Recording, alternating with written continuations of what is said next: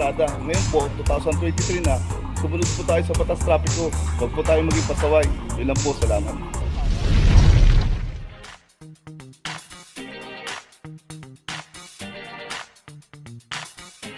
Papajo TV!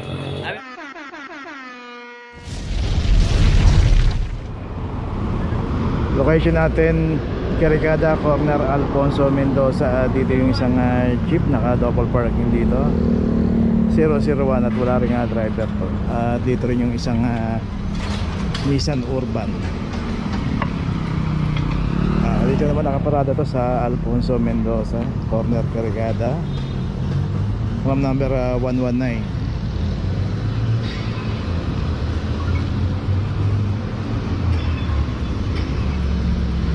So dito sa kahabaan ng Carricada makikita nga natin roadside may nakaparada na rito, pero yung magdo-double parking tayo rito bawal.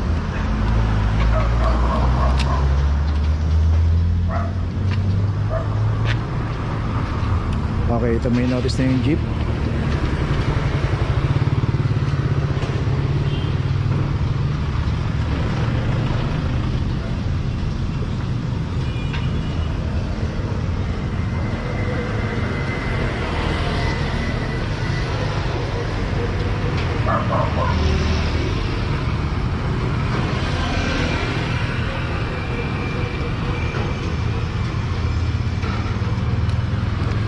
Dito rin sa kahabaan ng Alfonso Mendoza, hindi naman po pay parking to.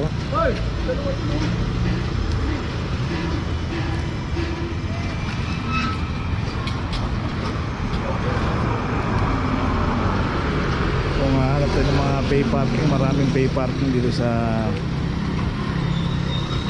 pumunta lang tayo ng Piggy Barra. Yan, isang kanto lang po na yan, pay parking na po yan. Dito pag inabot po kasi yung ating sasakyan na naka-obstruct dito sa mga mabuhay lane, lalo dito sa Alfonso Mendoza bawal.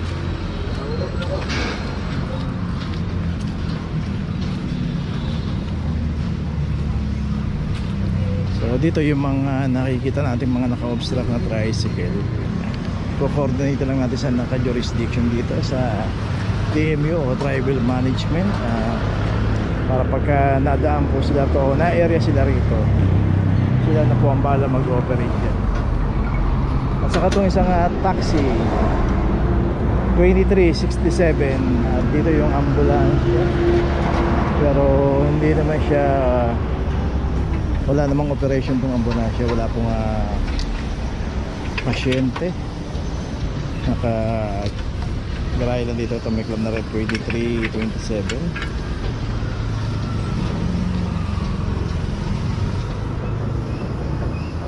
So yun, makita nga natin dito may mga tolda pa.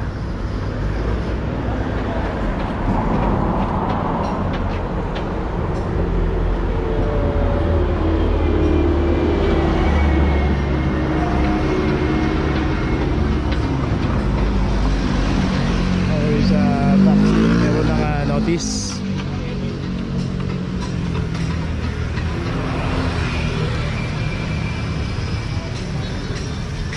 Parang service ng barangay ito.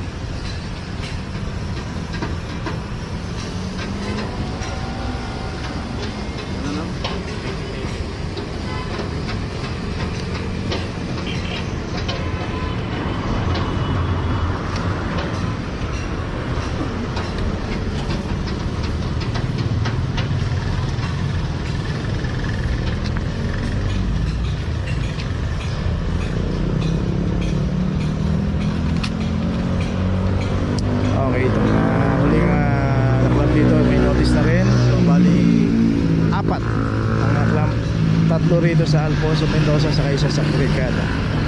Okay, tuloy na po tayo. Location natin Blooming Street Extension, corner San Jose Street, at dito yung isang Nissan Sentra. Anong corner? San Jose, alam namin 002, saka yung isang jeep dito 2314. At ito walang mga driver pareho.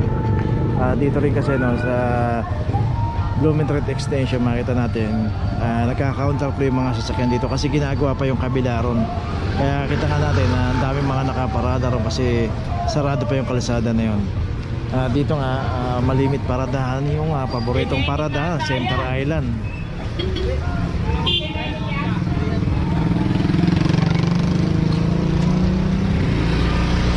At saka yung isang Nissan din dito, 2340.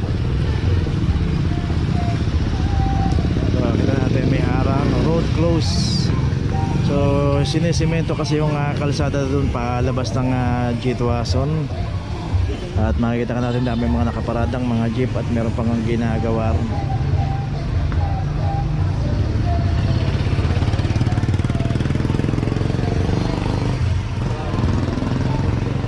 So itong isang Nissan Sentra dito meron ng notice.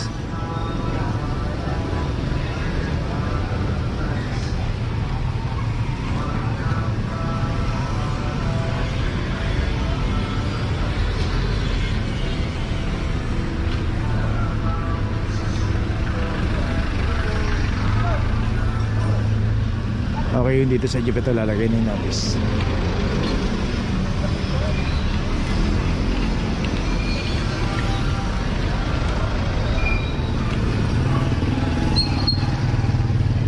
So yun nga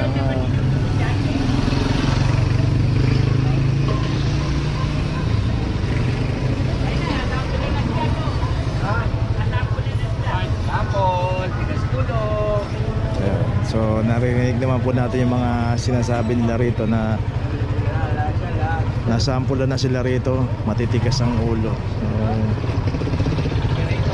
So Moses na po yan. Dito alam natin na bawal paradahan pero dito pa rin pumaparada. Kita natin nagka-counterflow na nga yung mga sasakyan dito pero ganun pa rin.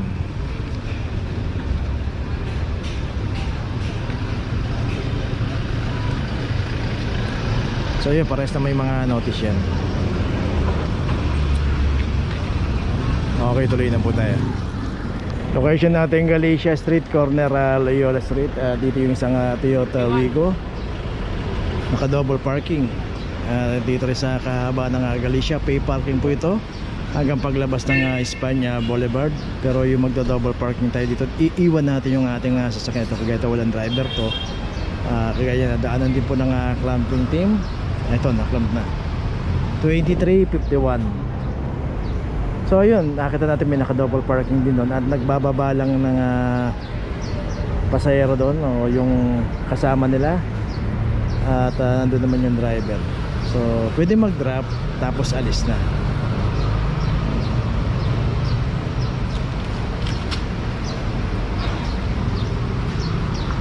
Okay, itong Wigo may notice na.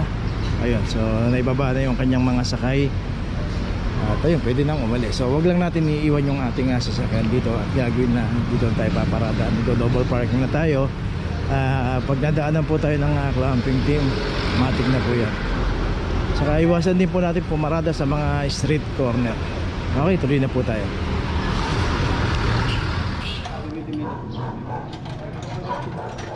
Location natin at street corner Manga.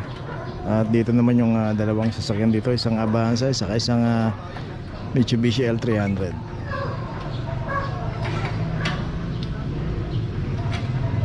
Ito meron rin ang club yung Avanza 2368. Yun nga siguro na tinatawag niya pa yung driver pero may meeting daw. Pero hindi naman po pwede magantay yung clamping team dito para antayin pa yung driver. Pagka nandyan naman po yung driver, pagbibigyan. Pero kung yung driver hahanapin o tatawagin pa, hindi na po yung naantay dito. At itong L300 2350. So dito ilang beses nang nag-clamp din dito, dapat alam na rin nila yan.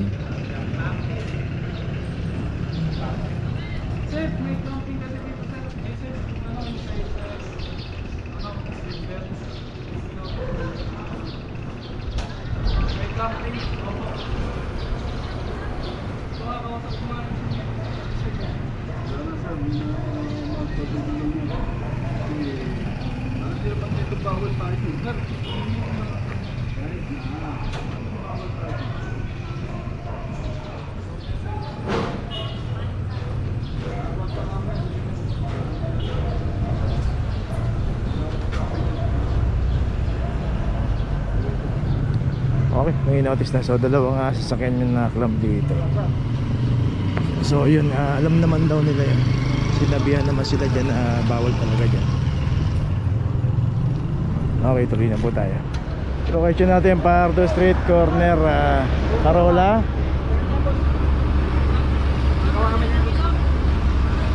Saan yan?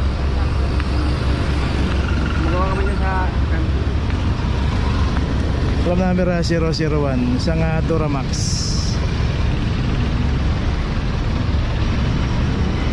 Ano pa? Toyota? Hindi, Duramax. Chevrolet. Chevrolet.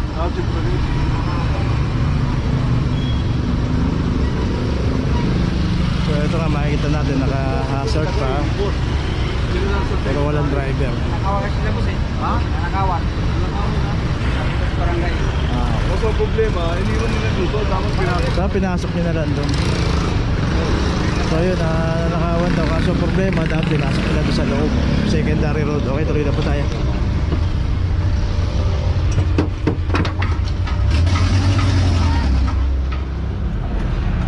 Dito yan boss sa JNT.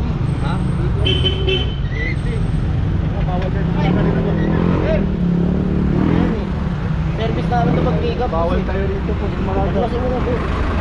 Service namin mag-ano dito. Pick up eh. Paalis na rin yan siya. Paalis na rin yan eh. Papalisin na lang. Paalis na lang yan siya. Ako na po. Ilan po ako. Lang na.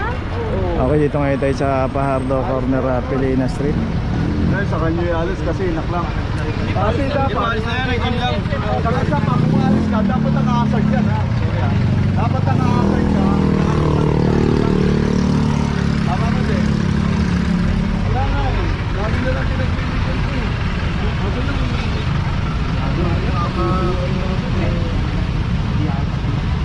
nakawag sa akin.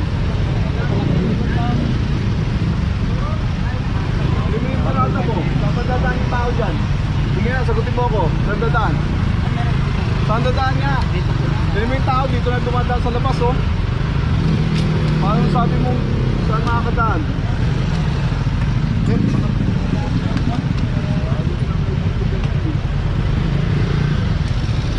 Okay, tuloy na po tayo. Okay, nandito na ngayon tayo sa opisina ng clamping sa impounding dito sa Central. Dito na po nagtatapos ang ating vlog. Maraming salamat po sa mga subscriber, sa mga viewers, sa mga napadaan po sa ating channel. Maraming salamat po sa mga suporta nyo. Sa mga hindi pa po nakakapag-subscribe, subscribe na po tayo mga kabayan. Maraming salamat po. Mabuhay!